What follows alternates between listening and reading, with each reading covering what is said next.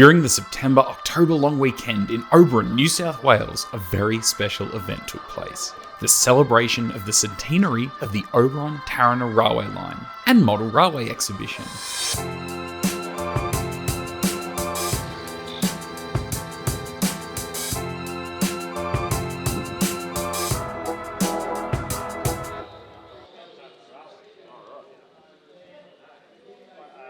Oberon is a town located in the central Tablelands of New South Wales and is about 180 kilometres from Sydney. From the 3rd of October 1923 until 1979, Oberon was connected to a branch line that stemmed off the main West Railway line at Tarana. The railway line was known for its challenging features, including very steep 4% grades and sharp curves with radiuses of only 100 metres.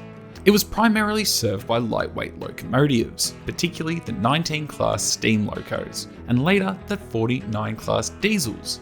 The railway played a vital role in transporting local seasonal vegetables, timber, and livestock. Passenger services were discontinued in 1971, and freight services ceased in 1979, effectively marking the closure of the line. Following its closure, the railway line was left to disintegrate, though it was never officially decommissioned and remained in a dormant state. However, since the mid-2000s, a dedicated volunteer organisation known as the Oberon Tarana Heritage Railway have been diligently working on restoring the line. Their current efforts are focused on reactivating the line, ultimately extending it all the way back to Tarana. As for now, they've restored the yard at Oberon and have workshops there where they will undertake maintenance and restoration work. As for the line itself, it's made significant progress, now reaching Hazel Grove. Their ambitious goal is to operate one or even both of their 73 class locomotives in conjunction with a pair of wonderful end platform cars dating back to the 1890s. And have even starred in a few movies, perhaps even a CPH rail motor, and eventually even a steam locomotive like the 19 classes that once worked this line.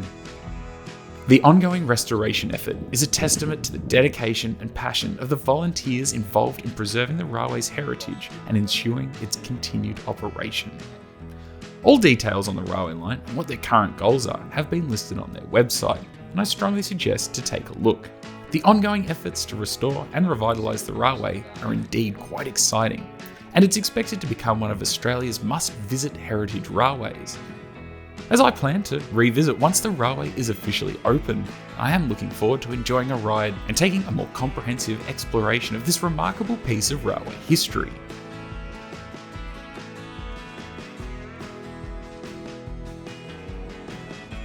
During the railway centenary celebration, a model railway exhibition took place at the beautifully restored Malachai Gilmore Hall, which served as a fantastic venue. The exhibition featured a range of layouts representing various eras and prototypes. However, the highlight of the exhibition was a meticulously crafted representation of the Oberon to Tarana railway line in N-scale. This N-scale model of the Oberon to Tarana line captured the intricate details and historical significance of the railway, offering visitors a unique opportunity to appreciate the heritage and legacy of this remarkable railway route. The N-scale model layout is a scale of 1 to 160, and it faithfully represents the station's appearance post-1968, but prior to its conversion to a single track in the 1990s, mirroring its present-day state. Noteworthy details of this layout include all the buildings on the layout, apart from the footbridge, which is a Kirriby kit, have been painstakingly crafted using scratch styrene or 3D printing technologies. The water tank is a vital component and has also been meticulously scratch built from Code 55 rail and styrene materials. The scenic backdrop has been artistically painted by the late Val Bennett, using oil paints and referencing photographs of the station area from the 1990s to capture its visual ambience. The Oberon extension to Tarana and Oberon back scenes were painted by Amanda Hunt. The Oberon extension represents the branch line leading to the terminal station of Oberon.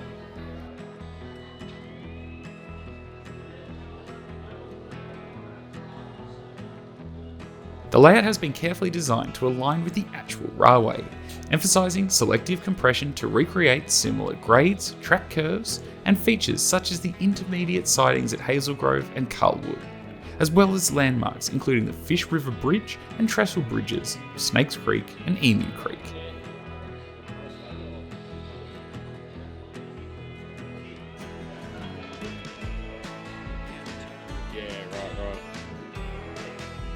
When the Oberon Tarana branch line is integrated into the Tarana layout, the combined model extends to an impressive length of 10.6 metres and spans a width of 3.6, showcasing the grandeur and intricacy of this railway system. So now we'll take a look at some of the other layouts that were in attendance. Cocko Creek from the New South Wales N-Scale Group. Cocko Creek is located along the short North Railway line, positioned between Sydney and Newcastle, and it flows into the northern end of Lake Macquarie. In 1957, when the main railway line was realigned, a twin-span through truss bridge replaced an earlier girder bridge. The older bridge continued to serve until 1982, specifically for transporting coal from the Northern and Stockton borehole collieries. In its heyday, the site played a pivotal role in the interchange points for various modes of transport, including ferries on Lake Macquarie, steam trams connecting Spears Point to Wallsend and Newcastle.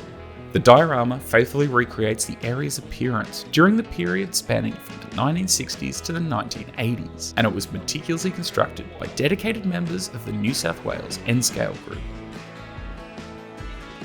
The bridges on the diorama have been significantly modified from kits to ensure accuracy and capture the essence of the actual structures. Each building on the diorama faithfully replicates the architectural features from the chosen time period, while the trains on the layout vary from the 1960s to the present day, and during the exhibition there were also some, other visitors. The landscape is skillfully crafted, using sculpted foam plastic and enhanced with a diverse range of techniques and natural materials to provide a realistic portrayal of the terrain. Within this miniature world, you'll witness a bustling scene with both steam and diesel-hauled loco and intercity passenger trains share tracks with a variety of freight and coal trains.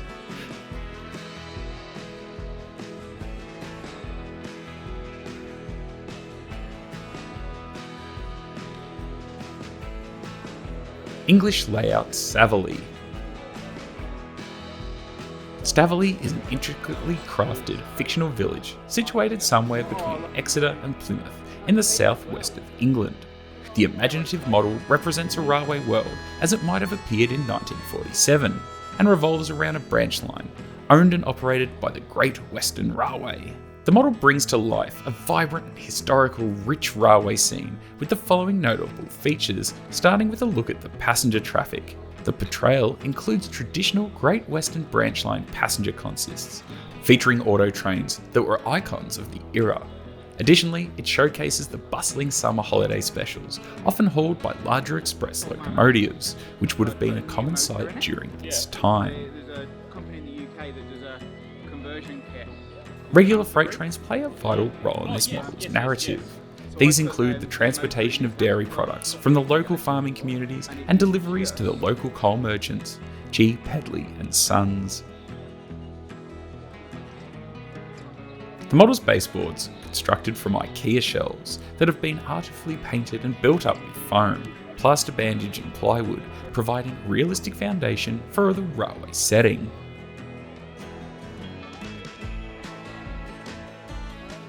The majority of structures on this model are constructed using ratio kits to ensure a high level of detail and authenticity.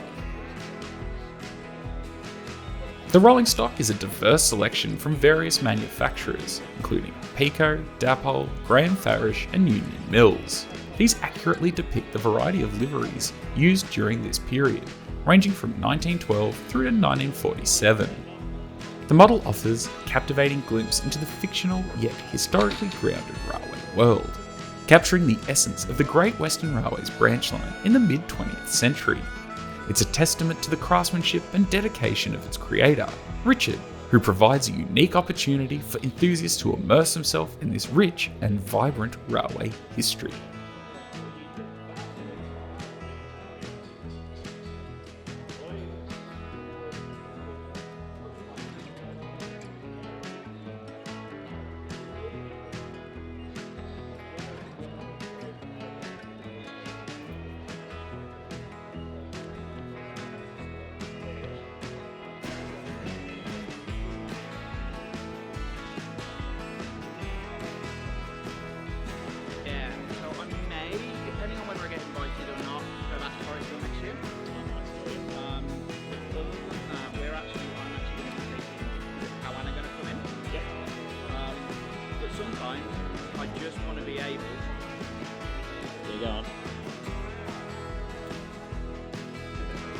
can run both.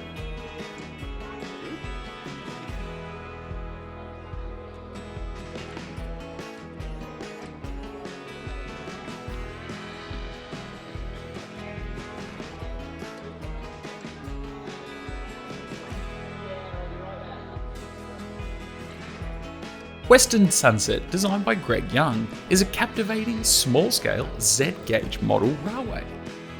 It uses the arid landscapes of Nevada in the United States, offering a unique and detailed representation of this region. What sets this model apart is the unconventional choice of scenery material, primarily using cement dust. The choice not only adds a distinctive texture to the landscape, but also imparts a substantial weight to the layout. The model is a testament to the idea that a significant amount of space is not the prerequisite for creating an impressive and engaging railway display.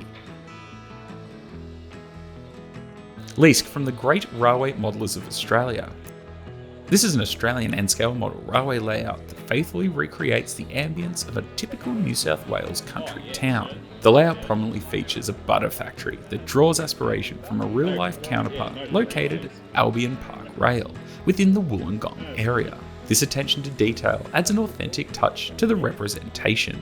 All of the structures on this layout have been meticulously scratch-built, demonstrating a high degree of craftsmanship and dedication to capturing the essence of a New South Wales country town. The rolling stock used in this model railway layout is representative on the railways of New South Wales. These locomotives and cars add that additional realism to the layout.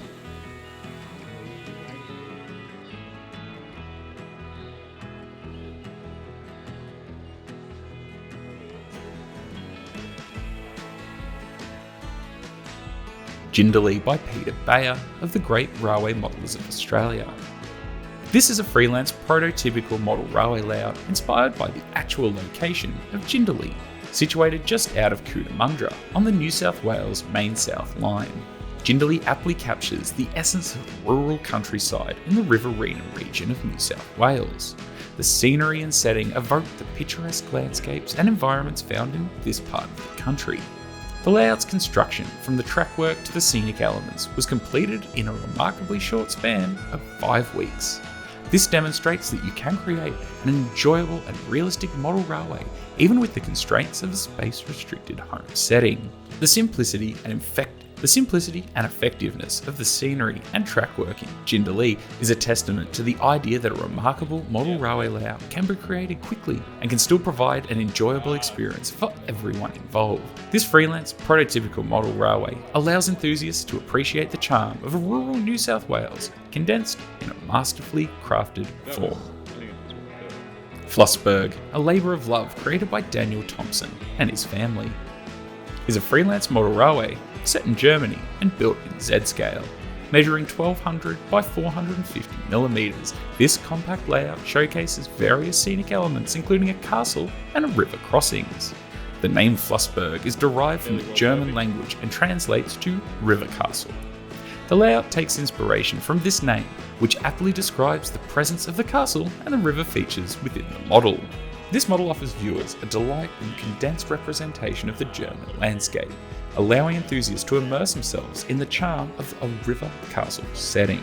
Another layout created by Daniel Thompson and his family is Blowfly Bend. This is a freelance model railway layout designed in 0 and 30 scale, and it measures 1800 by 1200 millimeters in total, with the scenic portion occupying 900mm by 450. It was initially created as an end-of-year club diorama competition.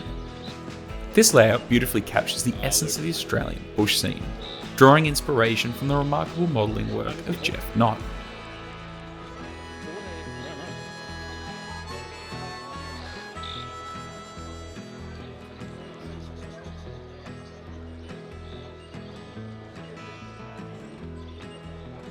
Achievable, created by the Ford family, serves as a valuable example for model train enthusiasts seeking answers to common questions often posed at model train exhibitions. The layout is an embodiment of the idea that with creativity and readily available materials, creating a model railway is both feasible and obtainable. The layout has been constructed using off-the-shelf items, from track to scenery, which can be conveniently purchased at most hobby shops. The accessibility ensures that inspiring model railway enthusiasts can easily acquire the necessary materials to bring their own railway visions to life. A notable feature of Achievable is its ability to fold up into a compact box, making storage convenient when the layout is not in use. This space-saving design allows model railway enthusiasts to enjoy their hobby without dedicating a permanent layout area. The name Achievable underscores the core message of this layout. It encourages individuals to unleash their creativity and explore their own imaginative railway creations, illustrating that with determination and the right materials, visually anything in the realm of model railroading is within reach. This layout provides inspirational and practical insights for those looking to embark on their model railway journey, emphasising the joy of creating and operating a railway accessible to all who are passionate about the hobby.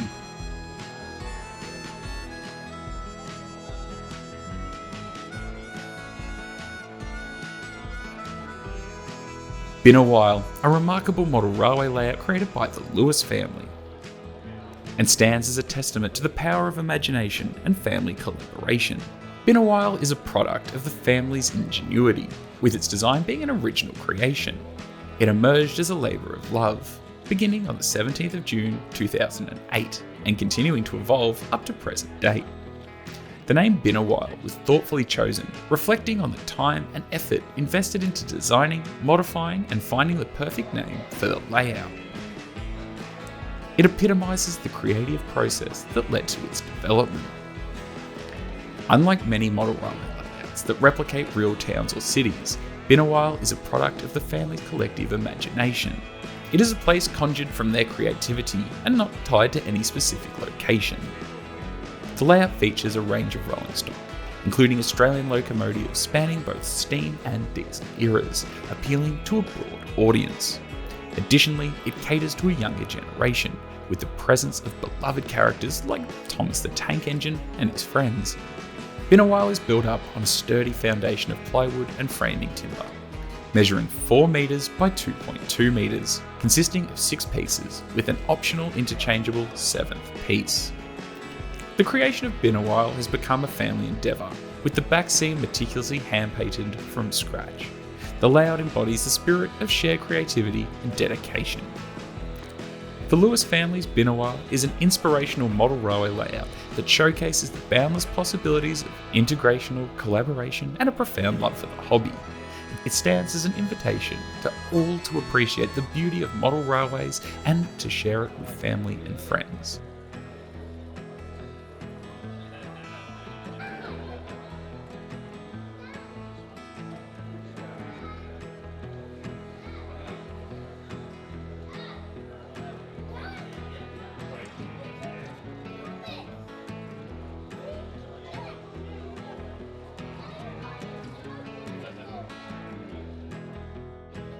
Now, there were, of course, a couple of other railway bits and pieces, as well as information about the Oberon Tarana Railway, plus a couple of manufacturers like Kieran Ryan Models and Gopher Models and Badger bits there to answer all your questions about model railways. So this was truly a wonderful event, and one I'm very glad that I was able to attend and share with all of you. And I hope you've enjoyed this presentation, and of course I will leave all the appropriate links in the description below. And I highly recommend following the Oberon Railway on social media and checking out their websites for more information and, well, updates. So thank you all again so much for watching, and I'll see you all again soon. Hooroo!